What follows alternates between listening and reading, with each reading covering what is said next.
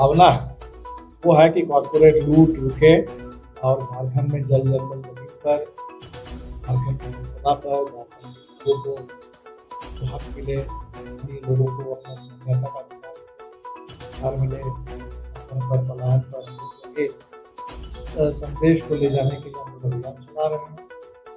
Party का सम्मेलन भी है पूरे महीने में, तैयारी पार्टी पूरे कानून प्रमंडल के कार्यक्रम को लेकर देशा कानून पर बहुत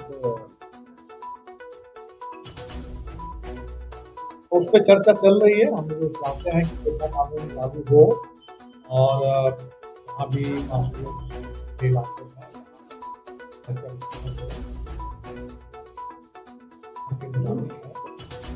उसको लेकर के जहाँ भी कोई अगर कोई नीचे अलग अलग सुधार हो सभी पक्षों तो देश में इस समय देखिए एक तो आर्थिक संकट बहुत देख रहे हैं कि डॉलर के मुकाबले में जो रुपया है वो अभी करीब 86 का मतलब है कि जो भी हम बाहर से सामान मंगाते हैं डॉलरों में ही खरीदना पड़ता है। हिंदुस्तान एक आयात निर्भर, ये रुपया का गिरती कीमत तो देश के लिए बहुत बड़ा। फिर डोनाल्ड ट्रंप ने शपथ ली, धमकी दे रहे हैं हिंदुस्तान भी, बहुत सारे हिंदुस्तान के लोग जो अमेरिका में हैं वो कह रहे हैं कि घुसपैठी है तो हम देश में वापस भेजेंगे। भारत से जो नौजवान जाते थे उनको वीजा कटौती करेंगे।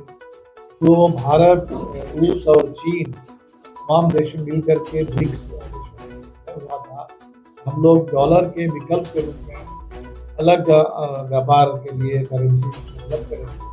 तो अमेरिका के दबाव में मोदी जी ये अमेरिकी दबाव और रुपए की गिरती कीमत के भारत में इस समय भारी आर्थिक विकास दर रुक गया है, बेरोजगारी चरम पर है और सबसे ज्यादा क्षमता है आर्थिक तो बहुत तेजी से बढ़ रही है। देश चंद पूंजीपति हैं जिनके हाथ में सब बजट भी आने वाला है, उसको लेकर के भी देश में लड़ाई होगी। मजदूरों के अधिकार, किसानों के अधिकार, रोजगार के सवाल। इंडिया गठबंधन में आपकी पार्टी कहाँ है और नेतृत्व पर बहस? ऐसी कोई बात तो है नहीं। इंडिया गठबंधन दरअसल लोकसभा चुनाव के समय बने थे और आज भी है, और इंडिया गठबंधन में बहुत सारी पार्टियां हैं, जाहिर सी बात है बड़ा गठबंधन है और उसमें के दल भी है, राष्ट्रीय दल भी है, वामपंथी भी है, गैर वामपंथी भी है। ये एक बड़े कोई भी गठबंधन हो निश्चित तौर पर कुछ सवाल तो होते हैं, हमें लगता है कि गठबंधन सही सलामत है। गठबंधन देश नेतृत्व कौन करेगा? तो सभी लोग मिलकर कर रहे हैं। इंडिया गठबंधन में कांग्रेस सबसे बड़ी पार्टी है, जाहिर सी बात है, और राष्ट्रीय पार्टी भी है, कांग्रेस की बड़ी भूमिका है, लेकिन बाकी तमाम दलों की भी अपनी पूरी भूमिका है।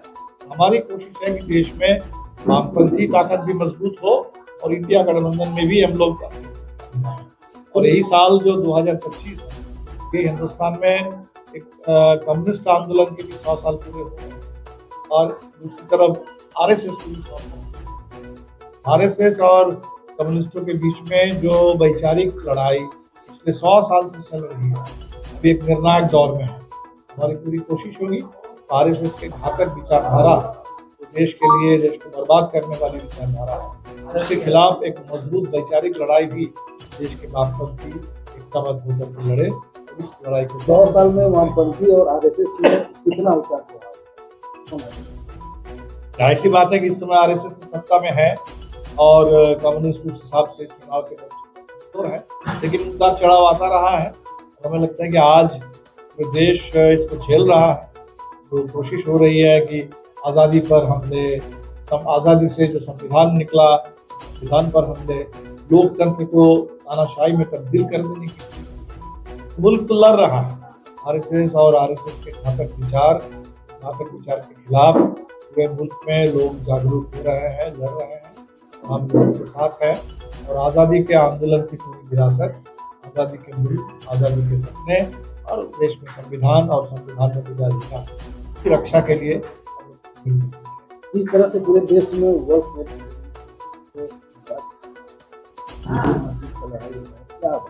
ये तो ऊपर से थोपा गया है, ऐसा कोई विवाद तो था नहीं। ये तो मोदी सरकार है जिसको इस तरीके का एजेंडा चाहिए देश को बांटने के लिए, और एक के बाद एक एजेंडा वो मोदी सरकार ढूंढ रही है। वक्फ बोर्ड के सवाल पर जॉइंट पार्लियामेंट्री कमेटी बनी है, हम लोगों ने उस पार्लियामेंट को भी लिख के दिया है। हमारे हिसाब से ये जो वक्फ बोर्ड के रेगुलेशन के नाम पर नए प्रावधान लाए जा रहे हैं, ये अनावश्यक है, गैर जरूरी हस्तक्षेप है, इसकी कोई ज़रूरत नहीं है। और वक्फ बोर्ड के अंदर उसके कामकाज में जो भी सुधार चाहिए वक्फ बोर्ड के अंदर से वो अपने समुदाय के लोग कर सकते हैं। और ये ज़मीन किसी की निजी ज़मीन तो है नहीं, सामुदायिक ज़मीन है। हमें तो लगता है कि देश में जहाँ भी ज़मीन है उस ज़मीन पर सरकार की नज़र है, कॉरपोरेट की नज़र है। कोई ना कोई बहाना बना करके ज़मीन हड़प लो, किसानों की ज़मीन हड़प लो, वहाँ कॉरपोरेट को थोप दो, आदिवासियों से ज़मीन हड़प लो, जंगल काट दो, जंगल की ज़मीन ले लो। पूरे देश में ज़मीन, चाहे वो किसान की हो, आदिवासी हो, मुस्लिम समुदाय के सामुदायिक कामकाज के लिए, कब्रिस्तान के लिए, मस्जिद के लिए जो ज़मीन है, सारी ज़मीन इस समय ज़मीन पर नज़र है। तो सवाल वक्फ बोर्ड का नहीं है, सवाल ज़मीन का है। तो देश में इस समय नई ज़मींदारी सरकार लाना चाहती है, कॉर्पोरेट की जागीरदारी। कॉर्पोरेट जागीरदारी के खिलाफ किसान भी लड़ रहे हैं, देश के आदिवासी भी लड़ रहे हैं और मुस्लिम समुदाय के लोग भी लड़ रहे हैं। आदिवासी बहुल क्षेत्र में जिस तरह से भूल चल जाता है उसमें क्या बना, कैसे?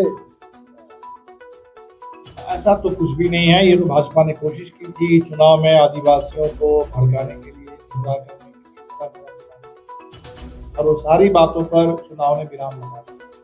इसलिए हमें लगता है कि इस देश में धर्मांतरण संवैधानिक अधिकार है। बाबा साहब अम्बेडकर खुद अपनी जिंदगी में उनका आखिरी जो सबसे बड़ा इस देश में अन्याय के खिलाफ संघर्ष था वो था खुद उन्होंने बौद्ध धर्म का अपनाया। और ये एक कॉन्स्टिट्यूशनल राइट है कि अगर कहीं कोई धर्म परिवर्तन लोग अगर कर भी रहे हैं, अगर कानून के हिसाब से कर रहे हैं, संविधान के मुताबिक कर रहे हैं, उसमें कोई चिंतित होने की कोई ज़रूरत नहीं है। लोगों का निजी मामला है, अधिकार है और लोग अपने हिसाब से अपने पसंद का धर्म वो तैयार कर सकते हैं, पालन कर सकते हैं और धार्मिक आज़ादी देश में लोगों को